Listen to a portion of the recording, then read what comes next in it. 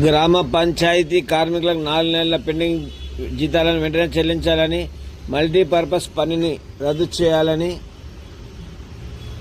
4 labour కోడ్లు రద్దు చేయాలని, ఫిబ్రవరి 12న జరిగే సార్వత్రిక సమ్మెను జయప్రదం చేయాలని డిమాండ్ చేస్తూ గ్రామ పంచాయతీ యూనియన్ జిల్లా గౌరవ అధ్యక్షులు కె నరసింహ ఆధ్వర్యంలో శనివారం నాడు మెదక్ జిల్లా పంచాయతీ అధికారి యాదయ్యకు సమ్మె నోటీసు ఇచ్చారు. గ్రామ పంచాయతీ కార్మికులు గత 4 నెలల పెండింగ్లో ఉన్న జీతాల ప్రభుత్వం వెంటనే చెల్లించాలని, మల్టీపర్పస్ విధానం రద్దు చేయాలని, కనీస వేతనం 26,000 ఇవ్వాలని, యూనిఫామ్ సబ్బులు ఇవ్వాలని ప్రభుత్వం డిమాండ్ చేస్తూ ఫిబ్రవరి 12 జరిగే దేశవ్యాప్త సమ్మెను జయప్రదం చేయాలని సిఐటియు జిల్లా కోశాధికారి నరసింహ పిలుపునిచ్చారు. శనివారం గ్రామ పంచాయతీ కార్మికుల సమ్మె నోటీస్ జిల్లా అడ్మిన్ అధికారికి డిపిఓ యాదగిరి సార్కు సమ్మె నోటీసులు ఇచ్చారు.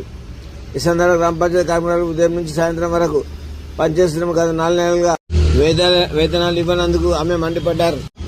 మల్టీపర్పస్ పని విధానం పేరుతో గ్రామ పంచాయతీ కార్మికులతో కేంద్ర రాష్ట్ర ప్రభుత్వాలు వెట్టిచేకిరి చేయించుకుంటున్నారని, కేంద్ర బీజేపీ ప్రభుత్వం 29 రకాల కార్మిక చట్టాలను 4 లేబర్ కోడ్లుగా మార్చి కార్మికులకు అన్యాయం చేస్తుందన్నారు. 150 సంవత్సరాల క్రితం కార్మిక నాయకత్వం పోరాట సాధించుకున్న కార్మిక చట్టాలను కేంద్ర విద్యా ప్రభుత్వం మార్చి 4 లేబర్ కోడ్లుగా మారుస్తూ దేశవ్యాప్తంగా కార్మిక వర్గాన్ని ప్రమాదంలో నెడుతుందన్నారు. గ్రామ పంచాయతీ కార్మికులు ఉదయం నుంచి సాయంత్రం వరకు పనిచేస్తూ తీవ్ర పని ఒత్తిడికి గురవుతున్నారని అన్నారు. పని భద్రత లేదన్నారు. గ్రామ పంచాయతీ కార్మికులు చనిపోతే మట్టి ఖర్చులు 20,000 ఇవ్వాలన్నారు.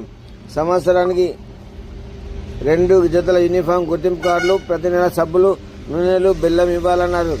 కార్మికుల హక్కుల కోసం జరిగే సార్వత్రిక సమ్మెలో జిల్లాలోని గ్రామ పంచాయతీ కార్మికులందరూ పాల్గొని జయప్రదం చేయాలని ఆమె పిలుపునిచ్చారు. ఈ కార్యక్రమంలో గ్రామ పంచాయతీ యూనియన్ నాయకులు ప్రవీణ్, రాములు తదితరులు పాల్గొన్నారు.